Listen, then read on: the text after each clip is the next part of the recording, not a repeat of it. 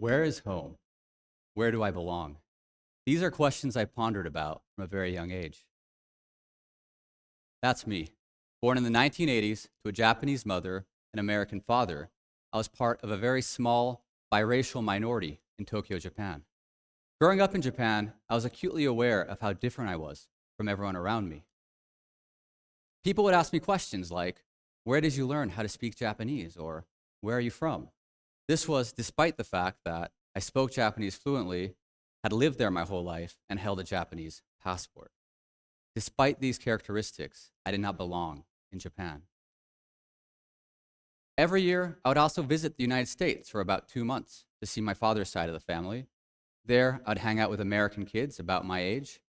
But as soon as they found out I didn't live in the United States, but in Japan, they would ask me questions like, do you speak Chinese? Or are there ninjas in Japan? I was an outsider, despite the fact that I spoke English fluently, had an American father, and had a US passport. I did not belong in the United States either. The only place that I felt like I really belonged was at the international school I attended, the American School in Japan, or ASIJ. There are a lot of kids like me. They came from multiple cultures, they've lived in other countries.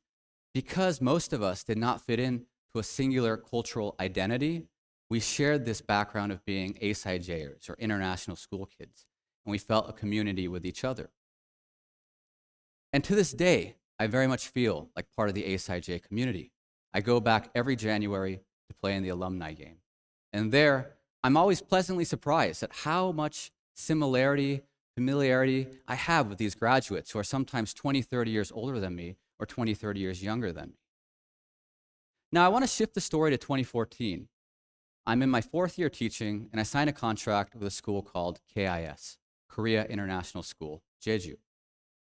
This school, located in Korea, my original plan was to stay for just 2-3 years, then continue on with my career. I ended up staying in Korea for 10 years. What happened to me at KIS is what happened to me at ASIJ. I found a place of belonging. I found a community that I love. My colleagues there were like brothers and sisters, aunts and uncles, mothers and fathers to me. I think an often overlooked aspect of international teaching is that in the same way students can find a place of belonging, teachers, staff, and their family members can also find a place where they belong. This was certainly the case for me. Many of us live far away from our extended families, sometimes our immediate families, and we find a family at school. That's me in the middle, my wife, and on the right, Colleen. Colleen and I met my 2nd year at KIS. We were both in the social studies department and shared a love for history, and we immediately became good friends. Colleen would often tell me how much I reminded her of her son and how I was like her son in Korea.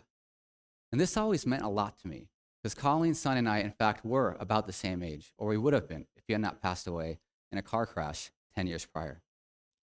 I usually don't cry in goodbyes because there's so many as international teachers, but I still recall crying, saying goodbye to Colleen back in 2019 as she left for her new job in India. I shared with you this brief story because it illustrates just how strong bonds can become amongst colleagues at international schools. I look back at my time in Korea nostalgically. It was a place that had become a home to me. It's a place that I loved and still love very much. A great follow-up question to that would be, well, Nick, why would you leave a place that you love so much? Well, the answer to that is the international school student curse. Let me explain. So us international kids, we're by nature nomadic. We are not meant to stay in one place for a long time. And as cliche as it sounds, I knew that there was a world outside of South Korea and a world outside of KIS, and I had to continue my adventure, both as a human being and as an educator. And that takes me to the present. I am now a faculty member here at the American International School at Riyadh in Saudi Arabia. I knew that this place had a potential to become a home for me even before I had my first interview with the high school principal, Justin Walsh. Let me explain. So when Justin emailed me back in November for our first interview, I noticed at the end of his email, there was a little slogan, "Where we belong." This obviously piqued my interest given my personal background, and I asked Justin about this at my first interview with him. And he reassured me that at AZER, community building and creating a place where students feel like they belong was of utmost importance. 10 months later, I'm in Saudi Arabia here at AZER, and Justin was correct. The community, the students, the parents, the staff, everyone had been incredibly hospitable to me. I recall the first day of school for high schoolers. I was walking down the hallway, and a senior approached me, introduced herself to me. Her name was Haya, and she said, "Hey, we're having cupcakes and cookies in the senior lounge." I followed her there, met a few other seniors, we had some cookies, and we went our separate ways. This rather innocuous interaction meant the world to me, because as a new high school teacher, something you're always a little bit worried about is, will the seniors accept you? You've missed 3 out of their 4 years of high school experience. But those worries that morning were washed away because some seniors took it upon themselves to make someone new, like me, feel a sense of belonging in this community. So as I wind down this TED Talk, I leave you guys, many in this audience, international school kids, a message from me, the former international school kid. It's not easy being an international school kid, especially when you graduate. You and your friend group of 8, 9 kids could be spread across 3, 4 different countries. Your best friend and you might be living in separate continents, and many of you will live far away from mom and dad. But what I would implore you to consider is to look at this as an advantage, not a disadvantage. Because you're not anchored to a singular location, anywhere in the world has the potential to become your home. You might be in Paris, Johannesburg, LA, Tokyo, maybe even Jeju Island. And I think that's a really cool thing. It brings a smile to my face when I'm on Instagram and I'm scrolling through my stories and I see these kids I went to high school with, and they're doing things like opening new restaurants in Manhattan. They're bringing Major League Baseball to India.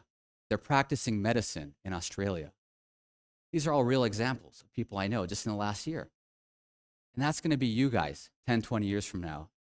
You're going to be spread across this globe, doing whatever you love and doing it well. And again, I think that's really cool. So whether you are a first-year student here at AZER or a 10th-year student, I really hope that this is a school where you can feel like you belong. I do. Thank you.